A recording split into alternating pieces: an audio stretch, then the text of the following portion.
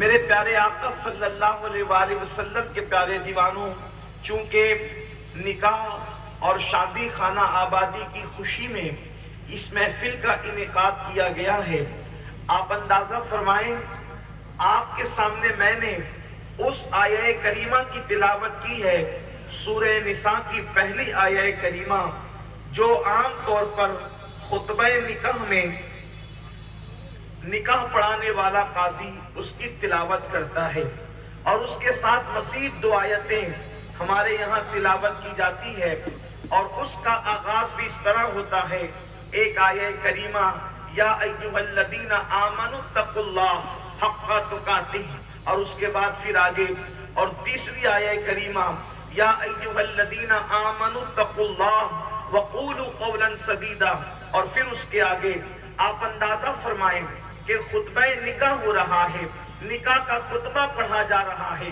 حالانکہ ایک عقل انسان سے یہ کہتی ہوئی نظر آتی ہے کہ نکاح کے فضائل پر کوئی آیت پڑھی جاتی، ایسا تو نہیں کہ قرآن مقدس میں احکامات نکاح موجود نہیں ہے، بالکل موجود ہے، یہ بھی آیہ کریمہ تو پڑھی جا سکتی تھی، اللہ اکبر، آیت کریمہ یہ بھی پڑھی جا سکتی تھی کہ اے ایمان والو تمہیں پسند آئے جو عورتیں ان سے نکاح کرو، فَانْكِحُوا مَا طَابَ لَكُم مِّنَ النِّسَاءِ مَثْنَىٰ وَثُلَاثَ وَرُبَاعَ فَإِنْ خِفْتُمْ أَلَّا تَعْدِلُوا فَوَاحِدًا، یہ آیہ کریمہ بھی تلاوت ہو سکتی تھی، اور دیگر احکامات جو ہے سورہ مومنون کے اندر یا اسی طریقے سے سورہ نور کے اندر جس طریقے سے احکامات مزید موجود ہے، وہ ساری آیہ کریمہ کا جو ہے وہ ورد کیا جا سکتا تھا، پڑھی جا سکتی تھی، انتخاب کیا جا سکتا تھا، لیکن عام طور پر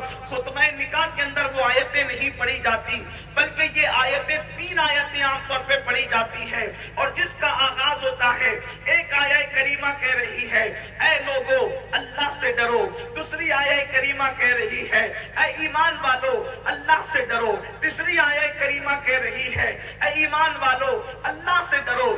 زیادہ تر خطبہ نکاح میں یہی 3 آیتیں پڑھی جاتی ہے، گویا کہ اشارہ مل رہا ہے اور بھی آیت کریمہ پڑھی جا سکتی تھی، اور بھی آیات کی تلاوت کی جا سکتی تھی، لیکن آیتیں 3 پڑھی جا رہی ہے، حالانکہ کوئی چوتھی پڑھے تو کوئی حکم نہیں، ایک بھی پڑھ دے تو بھی کوئی معاملہ نہیں، لیکن پڑھنے والے 3 ہی پڑھتے ہیں زیادہ تر، اللہ اکبر، کیا پتا چل رہا ہے 3 آیتیں پڑھی جا رہی ہے، تینوں کا تعلق ڈر سے ہے، تینوں کا تعلق خوف سے ہے، تینوں کا تعلق خشیت ربانی سے ہے، کیا پیغام مل رہا ہے؟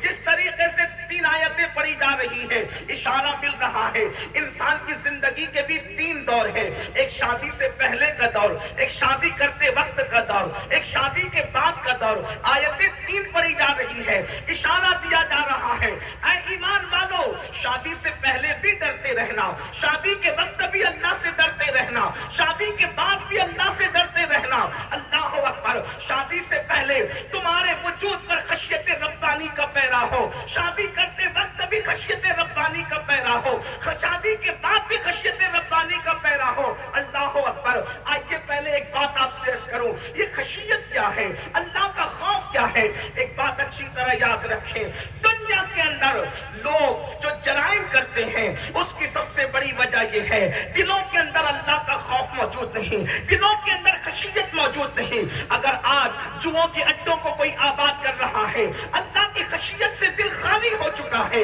اگر کوئی شراب کے اڈوں کو آباد کر رہا ہے، اللہ کی خشیت سے دل خالی ہو چکا ہے، اگر آج اللہ اکبر کوئی سود کے دھندے کر کے اپنے لیے جہنم کا سامان کر رہا ہے، اللہ کی خشیت سے دل خالی ہو چکا ہے۔ یاد رکھنا سارے جرائم کی جڑ یہ ہے اللہ کی خشیت کا دل میں نہ ہونا۔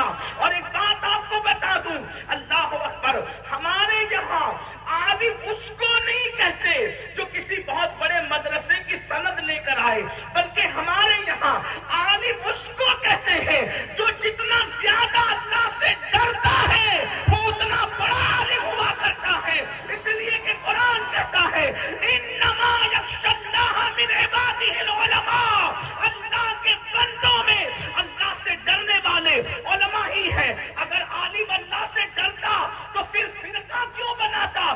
اشرف علی بھی عالم کہلا رہا ہے،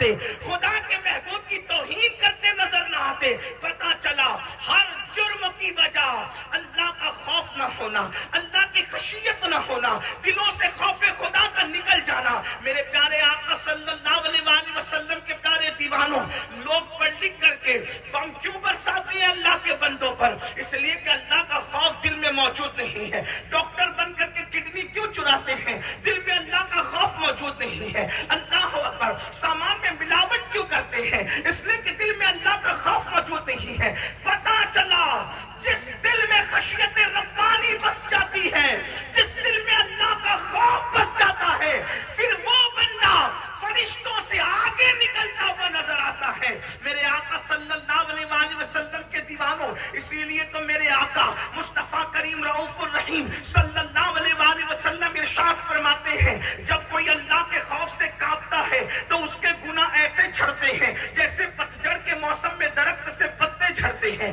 اگر کوئی اللہ کے خوف سے روتا ہے اور اس کی آنکھ سے مکھی کے سر کے برابر آنسو نکل جاتا ہے، اللہ اس کے سر پر، اللہ رب العزت اس کے وجود پر، اس کے چہرے پر جہنم کی آگ کو حرام فرما دیتا ہے. پتا چلا اللہ کا خوف ضروری ہے سدھرنے کے لیے، سدھارنے کے لیے. اسی لیے اللہ نے اپنے محبوب سے فرمایا، یا ایھا المدثر قم فانذر، اے کمبل اوڑھنے والے اٹھیے اور اپنی قوم کو ڈرائیے. اللہ اکبر.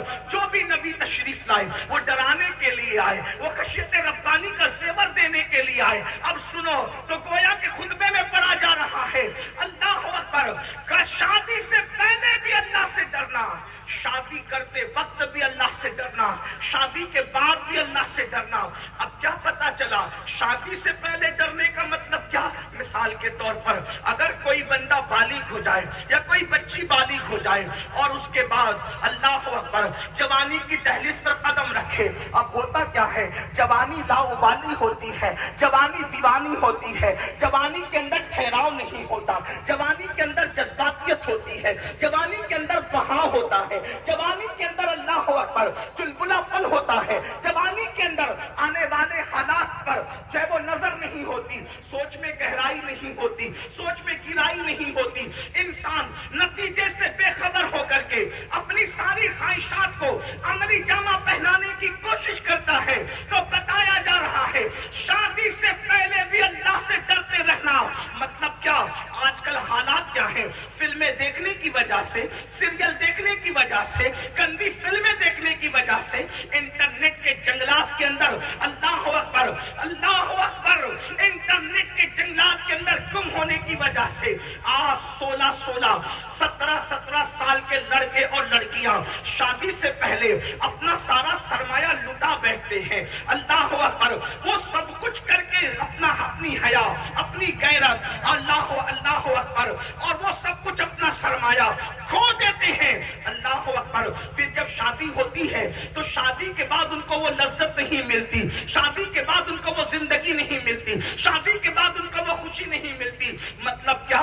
فلموں نے، سیریلوں نے، ناولوں نے، گندی فلموں نے، انٹرنیٹ کے جنگلات نے لوگوں کو اتنی آوارگی کی راہ پہ ڈال دیا. چھوٹی عمر میں لڑکے اور لڑکیاں، سب نہیں بلکہ کچھ کی بات کر رہا ہوں، لیکن چونکہ بات ہوتی ہے تو پھر بات کے طور پر ہوتی ہے. میں یہ نہیں کہتا کہ میری قوم بگڑ گئی، واللہ ہرگز نہیں. آج بھی میری قوم دوسری قوم سے بہت زیادہ بہتر ہے، لیکن چونکہ ہم آئے ہیں اصلاح کے لیے تو دل کی بات اگر دلبر سے نہ کہیں گے تو کس سے کہیں گے؟ دل کی بات اگر دلدار سے نہ کہیں گے تو کس سے کہیں گے؟ اجنبیوں میں تھوڑی دل کی بات کہی جاتی ہے. میرے پیارے آقا صلی اللہ علیہ وآلہ وسلم کے دیوانوں، 17 سال کے لڑکے اور لڑکیاں کبھی زنا، کبھی بدکاری کے اندر ڈوب جاتے ہیں. شادی سے پہلے سب کچھ لٹا دیا جاتا ہے. آیے کریمہ میں اشارہ ہو رہا ہے شادی سے پہلے بھی اللہ سے ڈرتے رہنا. یعنی اے نوجوان، اگر تو بالغ ہو چکا ہے تو بالغ ہونے کے بعد تو جب زنا کے اڈے کی طرف نہ جانا، تو بدکاری کے اڈے کی طرف نہ جانا. کیا ہے یہ زنا؟ اب میں بار بار زنا کا نام نہیں لوں گا، اس لیے کہ چھوٹے بچے اور بہنوں کا بھی خیال ہے۔ اب میں بدکاری کہوں گا تو بدکاری سے مراد آپ سمجھ جائیں گے میں کیا کہنا چاہتا ہوں، اور اس کے بعد پھر جب دوسرے عنوان پر بدکاری کہوں گا تو اس کا اس سے مراد میری یہ ہوگی کہ مرد کا مرد کے ساتھ غلط کام کرنا اور عورت کا عورت کے ساتھ غلط کام کرنا۔ لیکن آج کے میں آپ کو بتاؤں، اللہ اکبر، زنا جیسی بدی کے قریب آج مسلم لڑکے اور لڑکیاں جا رہے ہیں، اور اس کے بعد اس کو فیشن کا نام دیا گیا ہے، اس کو گناہ نہیں سمجھا جاتا۔ سن لو، اللہ کے رسول صلی اللہ علیہ وآلہ وسلم غیب کا نبی ارشاد فرماتے ہیں، جو لوگ بدکاری کرتے ہیں اللہ تبارک و تعالیٰ ان کو 6 مصیبتوں میں گرفتار فرما دیتا ہے، ان کو 6 مصیبتوں میں گرفتار کرتا ہے۔ نمبر 1، 3 مصیبتیں دنیا کی ہے، 3 مصیبتیں آخرت کی ہے۔ 2 منٹ کی لذت کے لیے اللہ کو ناراض کرنے والے میرے نوجوان ذرا دل کے کانوں سے سن لے، میرے آقا ارشاد فرماتے ہیں سب سے پہلے اس کے چہرے کی رونق ختم کی جاتی ہے، اس کے چہرے کا نور ختم کیا جاتا ہے۔ آج پوچھنا چاہتا ہوں، کل کا ہمارا 50 سال پہلے کا جوان 18 سال کی عمر میں اس کا چہرہ دیکھو تو کھلتے ہوئے گلاب کی طرح لگتا تھا، اس کے رخسار ایسا لگتا تھا جیسے کسی جھیل میں ابھی کسی لالا نے مسکرایا ہو، اس کے ہونٹوں کو دیکھ کر لالے یمن کی سرخی یاد آتی تھی، اس کی آنکھوں کو دیکھ کر اللہ اکبر نرگس کے پھول یاد آتے تھے، اس کے چلنے کو دیکھ کر ہرن کا چوکڑی بھرنا یاد آتا تھا۔ کیا ہو گیا؟ برا ہو زنا اور بدکاری کا، آج یہ سونی سونی آنکھیں، یہ اللہ اکبر، یہ عجیب سے اللہ اللہ الجھے ہوئے بال اور یہ بے رونق چہرے، ایسا لگتا ہے جیسے کسی وحشت میں مبتلا ہے، جیسے کسی قبر سے مردے کو نکال کے لایا گیا ہے۔ میرے آقا علیہ السلام کے دیوانوں، آج سب سے زیادہ نوجوان لڑکے اور لڑکیاں اگر کسی چیز پہ خرچ کر رہے ہیں تو کاسمیٹک آئٹم پر خرچ کر رہے ہیں، بہت زیادہ حسن پہ خرچ ہو رہا ہے، بہت زیادہ بیوٹی پہ خرچ ہو رہا ہے۔ لیکن پوچھنا چاہتا ہوں، سن لو، اگر زنا کرتے رہو گے تو کروڑوں روپیوں کا میک اپ بھی تمہیں وہ حسن نہیں دے سکتا۔ پاک دامن بنتے چلے جاؤ، خدا تمہارے چہرے کو جگمگاتا رہے۔ زمین کے اوپر بھی چہرہ جگمگائے گا، جنازے میں بھی چہرہ جگمگائے گا، قبر میں بھی چہرہ جگمگائے گا، اور میدان محشر میں وضو کی برکتوں سے چہرہ 14ویں رات کی طرح جگمگاتا نظر آئے گا۔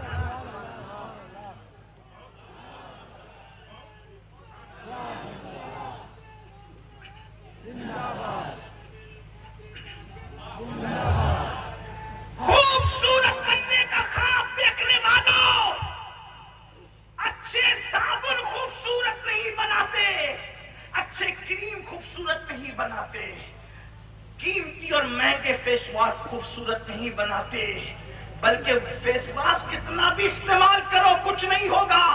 نگاہوں کے اندر حیا پیدا کرو، اس طرح سے جیسے قرآن کہتا ہے قُلْ لِلْمُؤْمِنِينَ يَغُضُّ مِنْ أَبْصَارِهِمْ، اے میرے محبوب مومنوں سے فرما دے کہ وہ نگاہوں کو نیچی رکھیں، اپنی نگاہوں پر حیا کا پیرا بٹھا کے دیکھ، اللہ تیری آنکھوں میں بھی چمک دے گا، تیرے چہرے پر بھی چمک عطا فرمائے گا۔ تو زنا کی وجہ سے چہرے کی چمک جاتی ہے، چہرے کا نور جاتا ہے، چہرے کی چمک اڑ جاتی ہے، چہرے کی رونق ختم ہو جاتی ہے، اور اس کے بعد جو دوسری چیز ختم ہوتی ہے، اللہ کے رسول غیب کا نبی سچے سچے صادق و مصدوق فرماتے ہیں، اللہ اس کی رزق میں کٹوتی کر دیتا ہے، اس کا رزق تنگ کر دیتا ہے۔ آج دولت کے لیے سعودی تک جانے والوں، دولت کے لیے دلی اور کلکتہ تک کا سفر کرنے والوں، دولت کے لیے دبئی تک کا سفر کرنے والوں، اپنے وطن کو چھوڑ کر دولت کے لیے مارے مارے پھرنے والوں، اگر زنا سے تمہارا رشتہ قائم ہے تو غیب دا نبی قاسم نعمت فرما رہے ہیں کہ جس نے زنا کیا اللہ اس کی روزی میں تنگی پیدا کرتا ہے، روزی تنگ ہوگی، روزی میں تنگی ہوگی۔ اور تیسری چیز میرے آقا مصطفیٰ جان رحمت صلی اللہ علیہ وآلہ وسلم فرماتے ہیں اللہ اس کی عمر کو بھی شارٹ کر دیتا ہے، مختصر کر دیتا ہے۔ چہرے کی رونق گئی، رزق سے برکت گئی، عمر کم ہو گئی۔